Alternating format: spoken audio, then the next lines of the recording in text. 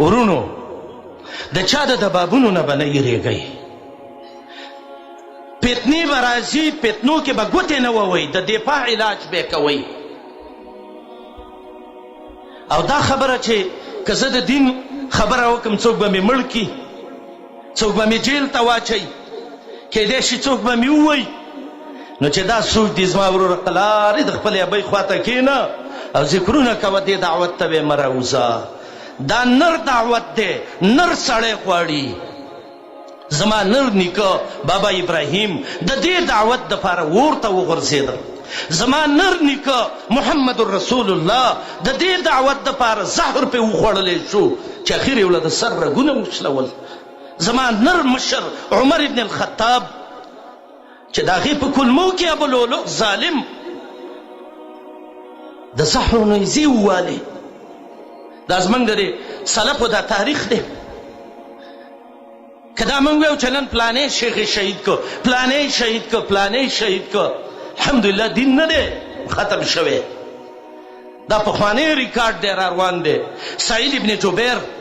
علما وایي په دې دین باندې د ده نه سر پرې کړی شو د سعید ابن جبیر نه سر وارته و سفیان ثوري باره کې راځي الله اکبر وایي دا یې په وړو وړو حربو ووو او کلمې یې ترې راویستلې دې ظالمانو اهل بدعو امام شافعي رحمت الله علیه باره کې راځي ضربه بالحروات په لختو ووو او په ډانګو کې امام شافعي رحمت الله علیه مړ کړ امام تبري کمره کې بند ومات محصورا او د ولږې او د تندې نه کمره کې غریب شهید شي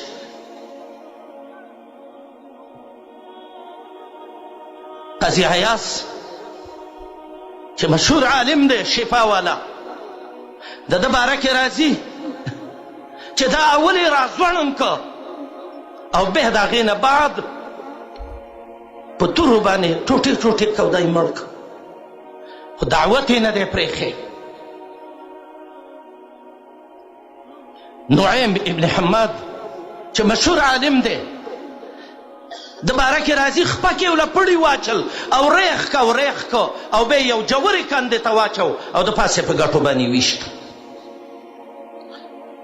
زمونږ امام ابو حنیفه رحمت الله علیه د جیل نه د امام ابو حنیفه جنازې ویسته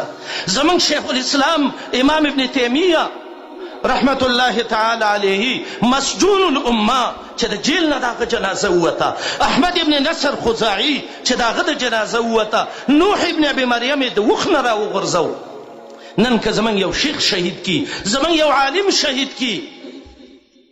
نو دا یېره به په هغه چای چې نه مني او چې سړی کال له ځان ته غریب وی نو څه کالي دي ووایي کاله پورې سوچونه خو به ورته نه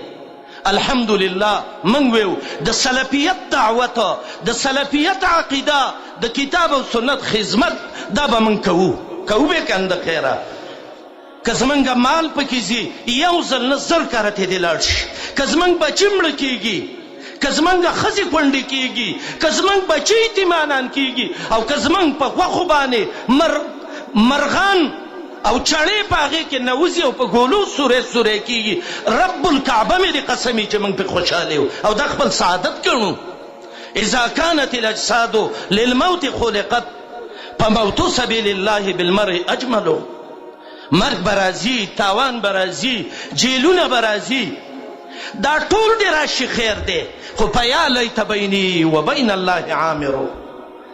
بس چې الله سبحانه وتعالی زموږ نه خوشحاله الله دې زموږ نه خوشحاله شي او ابن قیم وایي موږ داسې یو ړانده زمانه کې راغلي وو وایي تمیز نه دی معلوم والله لو خالفت نص رسوله نصا صریحا واضح التبیان وایي قسم په الله که د قرآن او حدیث صحیح خلاف وکړې ته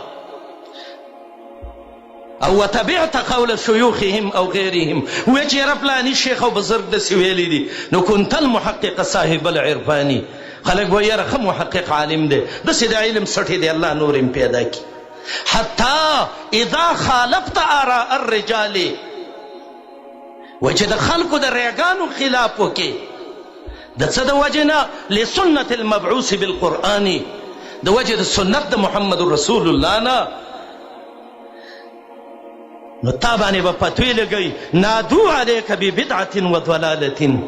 یا بدعتي دی او یا ګمراه دی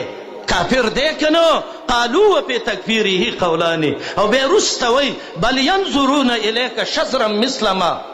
نظرت یوسف الی عسى الجوبانی. د سترګې په ګوټونو به ته داسې ګوري لکه بیزو کې هغه سرکشه پیسه هغه چې د چوپان امسا ته ګوري.